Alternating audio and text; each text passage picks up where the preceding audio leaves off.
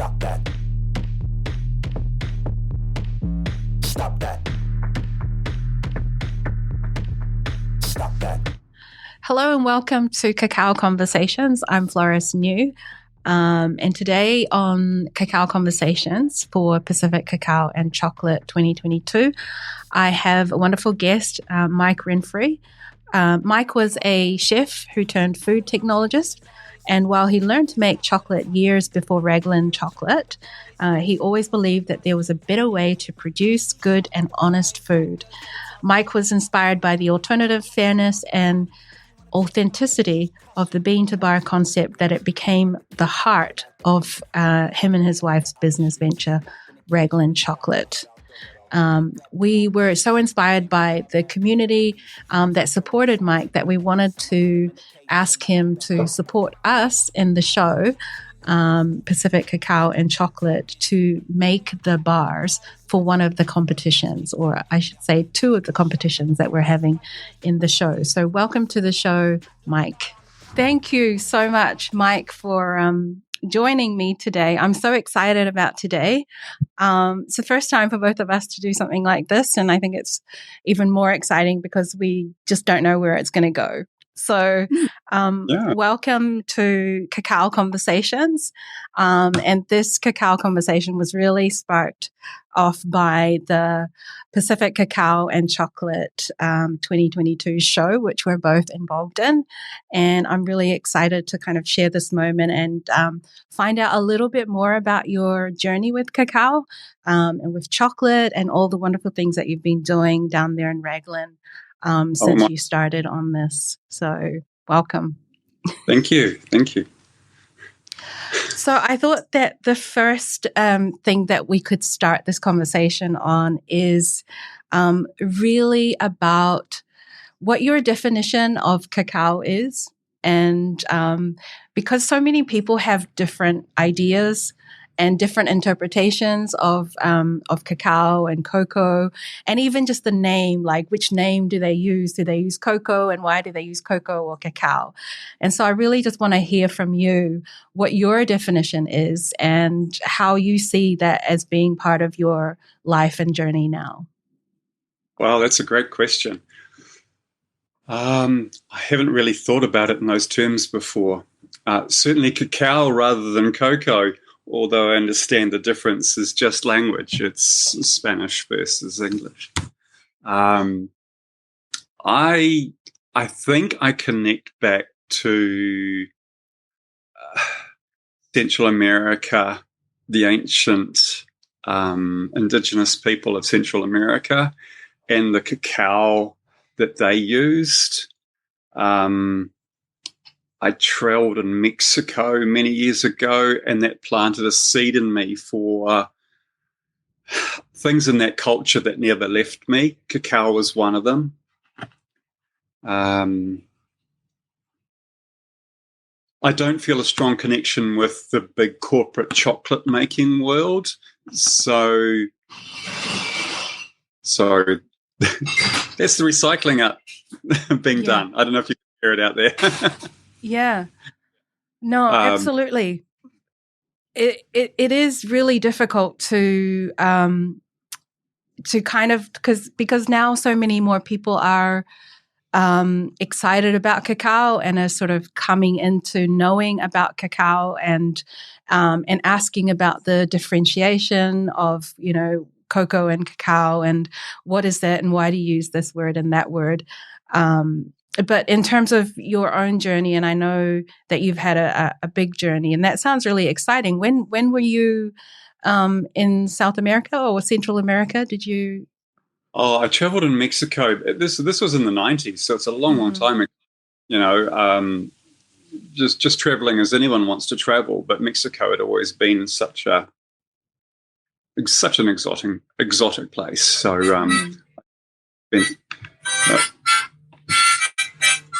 sorry, just shut that up.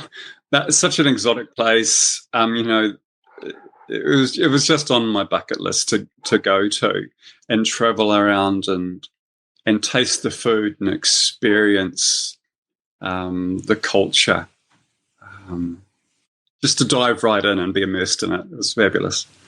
Fantastic. And you would have come across some amazing recipes for cacao and with cocoa or cacao, and how they used it in their cooking over there, and also how they consume it in terms of a luxury sort of item, and how they're making it as well. So did you go to any of those places where they make their own chocolate bars? No, there wasn't. This wasn't really happening back in the 90s. Right. Yeah, this is sort of pre the movement that we are now so passionately involved in. It quite possibly was, but I wasn't exposed to it at that time. Did of course get to just pick it up in the food, and at that time I was intrigued by the use of cacao in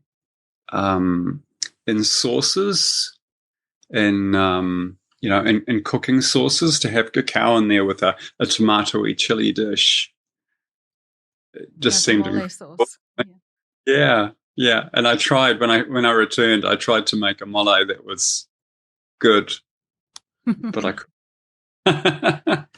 It probably has a lot to do with the kind of beans as well that you used it, or you tasted the different variety of beans over there, and then you came here and it wasn't quite the same. It's always like that with a lot of things that you discover overseas, isn't it? Like, it's never quite exactly the same taste. And I think it's also something to do with the air, with the, the humidity and, the different sort of tastes that you have in different places, and doesn't sort of have that magic as well that you had back in Central or South America. That's really cool. Which year were you there in Mexico? Early 90s. Early 90s. Okay. Yeah. Actually 89, 90, now that I think about it properly. So it was a long time ago. Yeah. Okay. That sounds about right, because I lived in Costa Rica, which is Central America, in 1994 to 1995. And I actually didn't remember seeing any of these places where you could go in and put the beans into the grinder and nuts and all these things and make your own chocolate. So yeah, that's it's a great movement, of course, that we're here now. But going back to your definition of to your own idea around cacao, tell me more about your journey and how you ended up becoming a chocolatier, a chocolate maker, if you like it, and working with and kind of giving this whole Raglan chocolate journey and bringing it into life. Okay, wow. It's a very gradual journey. You pick up a little bit from here and a little bit from there, things that influence your life, and not just specifically the work or your passions, but maybe the qualities of your community and so forth, support certain things. So sort of the last step on that journey that really made it happen was when Simone and I moved to Raglan 6 or 7 years ago. And it's just one of those communities where if you say, hey, look, I've got this idea, I might do something, there's no one going, don't be stupid. There's no one saying you can't do that, or why would you do that? It just doesn't happen here. What you get is just do it. Yeah, I want it. I love it. This is the enthusiasm. This is the passion that turned it from just an idea to look. Let's just work away at this. Get the building blocks in place. We're both working in Hamilton. We're both commuting out there, but we're living here with an ultimate desire to have a little business that we can live in a community by the ocean that we absolutely adore, and be working in something that we feel really good about it. Yeah. Apart from that enthusiasm, there was also there's an underlying culture of environmentally awareness, and and also community, a strength of community, looking after each other. And so it's very easy to equate that with sourcing raw materials that are, ethically sourcing materials as opposed to just buying something through a big international trader. And so those things, it was never really a question. It was just part of it. And so my learning about the bean to bar movement prior to that was, of course, part of what sparked that interest and set the wheels in motion. I've a bit of a leaning that way, you can be a bit of a greenie or whatever you like. You can call it whatever you like, but if you look at the current standard model and you're not that happy with it, and you find your own route, and then you find that it aligns with something that has such beauty and such passion and such wonderful people, it's not a hard decision, not a hard road to take. Absolutely, yeah. So I'm sort of going back in time. So prior to that, I had worked for another chocolate company, well, actually a company that purchased a small chocolate maker, not a bean-to-bar maker, more a traditional maker, in the Waikato here in New Zealand. And so learned how to make chocolate on a small industrial scale, which, of course, is a fabulous thing to do when you're first exposed to it. But then when you start looking at it, looking at the background, learning more and more, and you see there's a new movement, this bean-to-bar movement. If I go back 10, 15 years, this really was a fledgling movement, the bean-to-bar. And so it's so exciting to be wrapped up in something so new. It appealed to my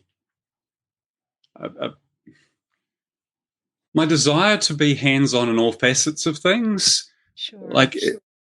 You had to build your own equipment to some extent back then because there was nothing being manufactured to make bean-to-bar chocolate.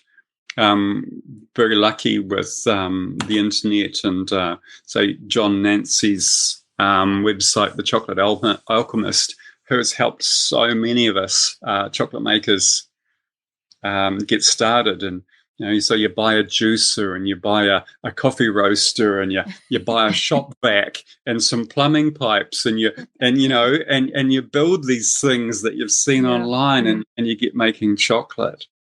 Yeah. I think that's just so incredible. I've seen I've gone on his YouTube and his website and everything, and I think it's still the same in many ways. Like even today in New Zealand, it's really difficult to source materials and equipment to help us here in New Zealand itself, or even in Australia a little bit closer. A lot of the equipment is coming from China or Europe and America. So how do you, I know you're a very ingenious type of person anyway, who's, kind of wired that way. But what are some of the challenges that came with that, in turning your dream into a reality and making this, experimenting with cacao beans and creating a whole a business out of it that people really love and enjoy today? Whoa, the challenges, that's tough. I can't remember specific challenges because for me, it was just one step at a time. I didn't necessarily know what was ahead, but if I can solve this little problem now, and then I can move to the next one and the next one. And sometimes it was buying a small piece of equipment from the States or learning how to do something. But then it was trial and error.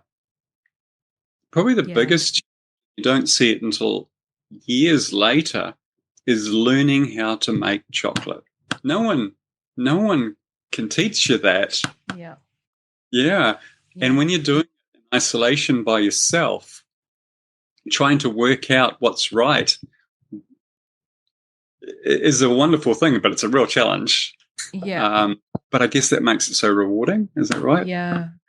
Absolutely. I mean, probably back in that time as well, when you're experimenting with bean to bar, like many of other bean to bar makers, it's really, as you say, trial and error. And I know from having experienced that myself back in the islands and trying to make, small scale chocolate and tasting it. And it's such a wonderful journey that in itself.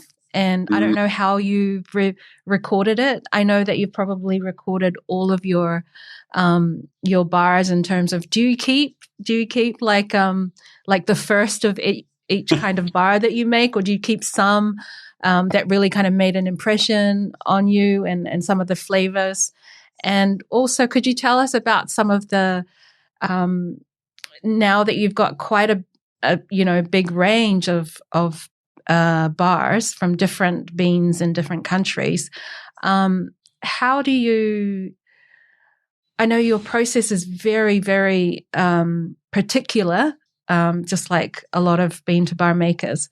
But how do you keep track of it all? How do you keep track of all the different flavors inside your mouth every time you have to test? And tell me about that. Yeah. Yeah. I've certainly at times kept like a library, but opened chocolate doesn't age well. So eventually that has to go. It is challenging because our taste buds really do pick up different characteristics out of things we're tasting at different times, depending what we've eaten, depending what time of the day it is, and so many other things that I don't understand, is that I can taste chocolate that I know what it's like, and I'm not tasting like what I expect. So I almost have to put it down and come back another time and try it again. I have to be very I have to realize that you don't be too quick to judge something, because you're familiar with the profile, so you expect certain things, but also sometimes your taste buds can lead you astray. So don't go mucking with the formula. If you know your formula's right, don't go muck with your formula because you taste something and you think there's something wrong.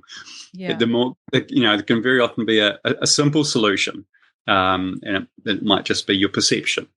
So yeah. Absolutely. And is that what it was like when you were making the Vanuatu? I've got a whole bunch of your great, as you can see, bars here. Now, tell us the process with the Vanuatu, because it wasn't so great in the beginning. And, what was the process? Because I don't think I know exactly what happened in the second. It was just such an exciting email or text that I got from your wife who said, it's actually really great.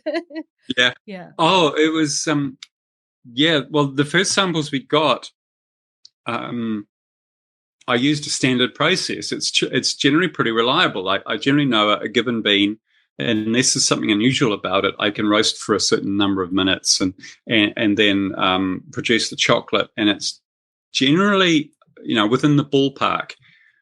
But for some reason, the Vanuatu wasn't. And it was like, oh, that's a bit disappointing. And I put it aside because I really didn't know what to do about it. But eventually either the penny dropped or I experienced a similar sort of variation in another batch, and I put my finger on what it was.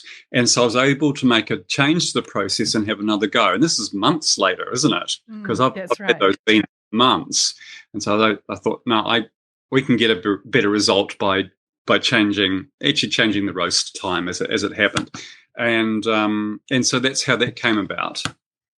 And we're really excited because it's so different from the other beans we have. Mm-hmm.